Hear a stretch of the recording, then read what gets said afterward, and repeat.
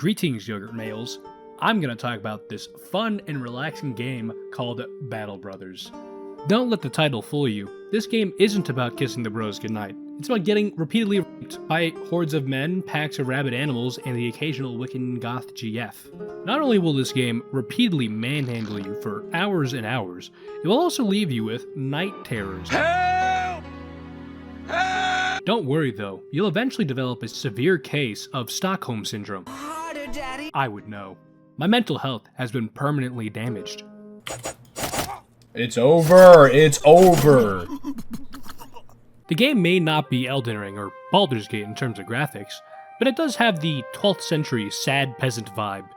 This means everyone looks deranged, depressed, or retarded, and the menus have skeletons.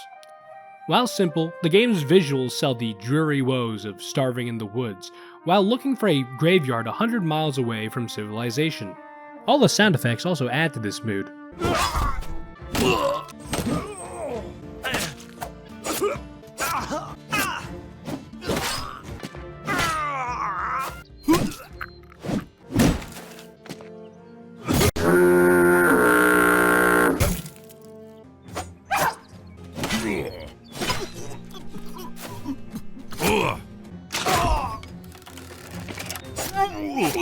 There's this intense dopamine hit every time you hit an enemy, and it's even better when you listen to them choke on their blood. The sound effects in this game draw out intense feelings of pleasure and fear. There are also some pretty great music tracks.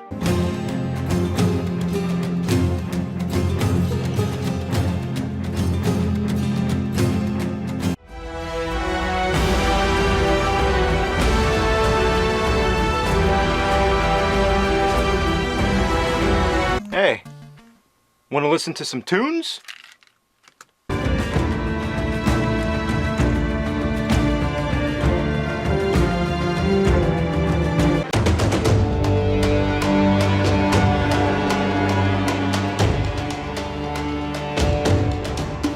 While I think the music is not as memorable as the sounds, it's still pretty good at what it does. I might be critical of the music because it's usually trailed by,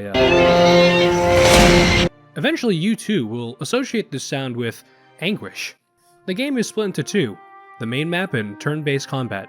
On the main map you go to different settlements to buy gear, recruit rat catchers, receive quests, and ensure your men are bald maxing. Your roster of merry men will also have access to anything between sticks and potato sacks to plate armor and master-crafted greatswords. Biden, blast! You will also need to feed them, heal them, pay them, and keep their gear maintained. All of which can be alleviated by your long list of camp followers that will also give you access to other things like moving faster and allowing you to brew lucrative snake oil. The main map acts in real time. You are my sunshine. Meaning, if you waste too much time, the encounters will begin to scale and they will abuse you harder. Eventually, you'll get a randomized crisis. Once it starts, you'll get new quests, more enemies, and new encounters. You could get a holy war, a greenskin invasion, a German noble thunderdome, or a skeletal Roman revival.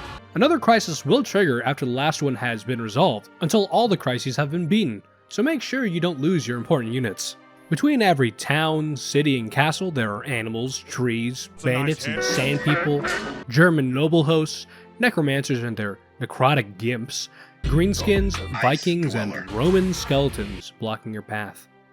You inevitably get jump scared by a pack of 8 direwolves.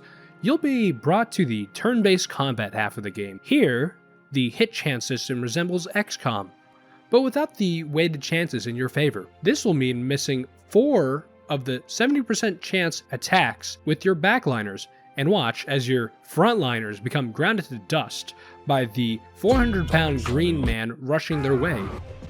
Everything you and your opponents do will require action points, and each of your bros gets 9 of them. This number is fine when you're fighting bandits or the dead, but when you're fighting teleporting vampire mummies, it becomes very apparent how limiting those 9 points really are.